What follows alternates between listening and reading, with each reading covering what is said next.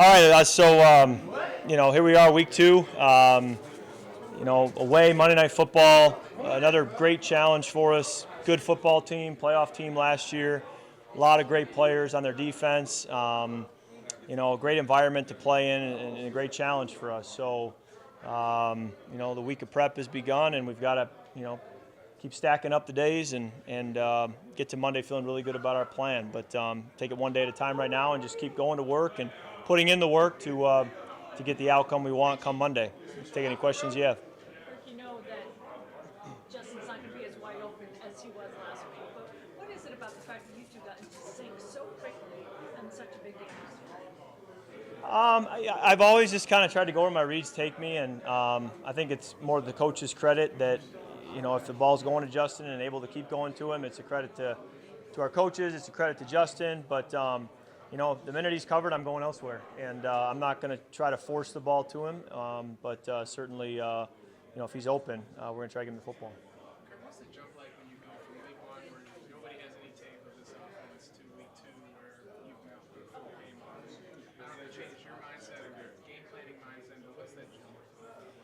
I would guess there's more familiarity both ways, all the way around. League-wide, I would guess there's more familiarity. Some teams have very similar coaching staffs, so maybe there isn't as much change. Some teams it's completely new, and so there's a lot of value to be gained from a single game of film.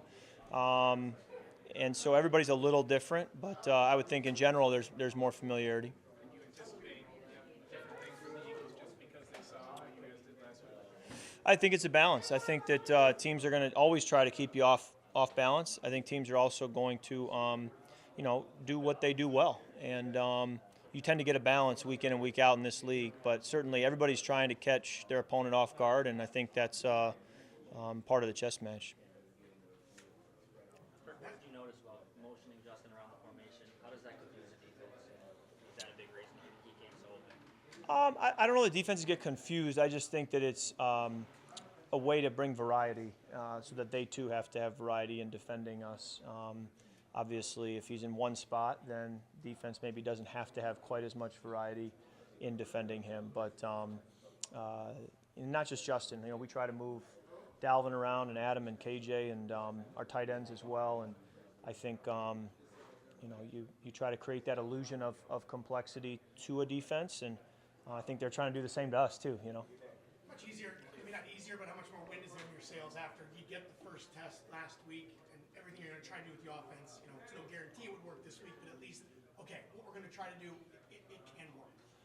Well, I think there's previous seasons of sample sizes that would suggest that as well. But certainly, winning puts the wind in your sails, and it's always a little more fun to come into work after a win. And the key for us is to be a mature football team that can build on that and keep going and keep trying to stack them up. And that's really where our focus is now. When it comes to finishing and putting your foot on the throat, you guys did that last game. With the majority of the players that you have, offense, coming back, what is the difference mentality-wise when you did go in for the kill, when you did finish that? Well, I also think our defense and the way they played in the second half and only holding our opponent to 7 points, I think helped a lot in that. And so it's complementary football. I think that there was more out there for us too on offense that we had probably a better first half than second half. So again, a challenge for us will be to keep improving as the game goes on and play our best football late in the game and be able to really pull away is always a goal. So when your defense is playing at a really high level, it just makes life easier and puts you in a position to be successful. Kevin O'Connell was talking after the game on Monday about some of the routes where you were able to just throw guys open and throw with a little bit of anticipation that the guy hadn't maybe declared himself open yet, but you knew the throw was going to be there. What goes into that as a quarterback when you are trying to make a throw somewhat, I suppose, on faith that's going to come open? I think that's just time on task, experience, just working together with the scheme and understanding through different training camp reps, how to play with anticipation.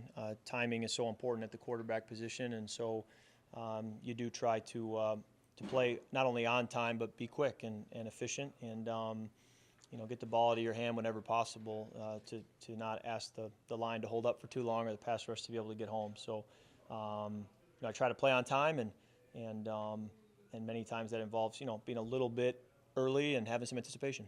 Kirk, you use that term, illusion of complexity, and I've heard that a couple people mention that. What does that mean for you, that term? I think that everybody in the league, it's not unique to us. Everybody's trying to run plays that look the same but are different, and they want to run plays that look different but are the same. And I think you want to be complex as you present yourself, but you want your players to not break the huddle and feel like they're running a complex play. So you want to create that illusion but not make it complex for your side. And that's what we're always working towards as we study a game plan, is to get to a place where it's no longer complex for us, but hopefully complex for our opponent. Kirk, you've played at Philadelphia a number of times. What's it like going in as Yeah. an opposing quarterback, the raucous crowd, night atmosphere? What's it like, playing at Philly with those raucous fans? It's a great challenge, great fan base, historic fan base, tough place to play, and it'll certainly be that way with a home opener on Monday night. What's been kind of, you were 2-2 with Washington there, put up some good stats, and then in 18 you guys won. Just what's kind of been the key to you pretty much playing well there? Is it the key to silence the crowd early, or what exactly? I don't think there's anything special or unique to Philly. I think it's the same reasons you play well any given week, especially on the road, handling noise and communicating well and being efficient, avoiding penalties, good in situations, third down, red zone, and team football, right? I mean, playing good defense, playing good special teams, running the football well. There's so many variables that come into finding a way to win, and especially when you're on the road, you got to play really good, sound football all the way around. What have you learned about Jalen Rager since he's been in the building? Well, Hat said he's cocky built. I saw that quote. That was pretty good. He's thick. Yeah, he definitely.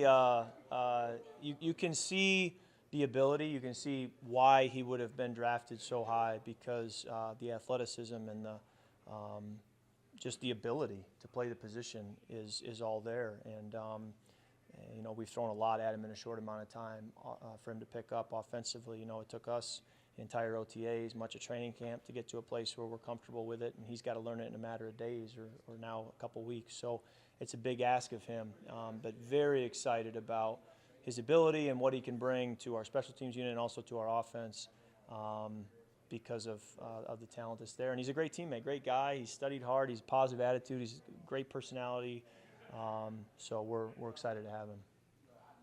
Kirk, when it comes to the illusion of complexity, just like every week, right, you have to try to make it look a little more different than the week before, but still keep it simple for yourselves, right? Where is your team at in terms of that? Well, I think the coach's job really is, that's where they're spending so much time and energy Monday, Tuesday, Wednesday, putting in the plan and thinking through all those details. And it's our job, when we get in here, to learn it and to master it and to be able to go execute it. So it's, they're the ones doing the work, innovating the plan and creating the plan, and then we've got to learn it, master it, and then be able to go execute it and make it look good. And that's really our job from here until Monday. So it's working in tandem, and it's one play at a time to make it look good and make it all go. What do you think about Connor against Slime yesterday? I loved it. I have so much I could say about that if we got 2 minutes. We felt that Jordan and Justin had really strong games. Josh Metellus as well. We felt that, there's a chance we could have had a clean sweep of NFC, whatever you want to call it, Players of the Week. We went 0 for 3, but Nickelodeon gave us Player of the Week, gave Justin Player of the Week, and so if Nickelodeon's going to recognize it, then we're going to recognize Nickelodeon. So Kevin said every single time that Nickelodeon gives us a Player of the Week, we're going to slime the coach, and we're going to take a picture with the slime caps that Keenan and Justin had on. And I was joking that hopefully by the end of the season, someone like Dalvin Cook is league MVP, but we don't even care, because if Nickelodeon doesn't recognize it, or he's not invited to host the Teen Choice Awards or whatever it's called, then it doesn't even matter. So Nickelodeon hopefully will be looking out for us all season long, and hopefully we can keep putting some slime on Coach. That was my 2 cents about that. Did you have a favorite Nickelodeon show?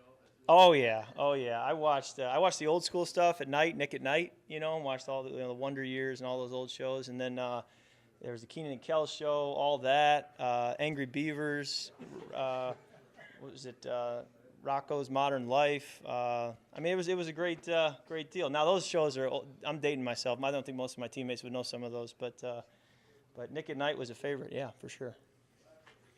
All righty, thank you.